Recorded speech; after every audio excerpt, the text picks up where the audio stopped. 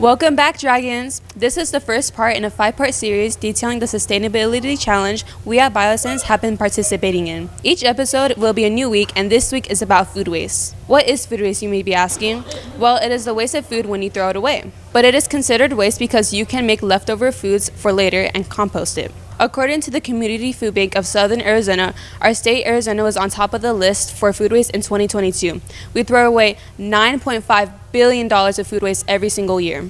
If you want to help make a change, consider composting and making leftover meals, please. Some common foods that are easy to make with leftovers are meals like soup, crock pot meals, pot pies, fried rice, and many more. It isn't hard to make, and it doesn't take much time for most of these because the leftovers make up the meal and are already prepared. Other than reusing meals, you can make compost, which is a high nutrition fertilizer that is good for gardens and soil for wildlife. A compost is a bin that is made of a bunch of organic materials like food, and then you can add soil to your compost, and now making a garden is as easy as watering plants every single day. This garden system could also cut down on food costs, as you can grow things like broccoli and carrots in your own garden. Now, what our school did was a food waste audit where we asked students to put food bins so that we can measure around how much food waste we produce so we can argue school funds for things like composting. We had volunteers from the NHS and Stugo clubs to help us complete this goal, and each day of the week we stood at hotspots where people travel so that they remember to throw away their food waste in their bins.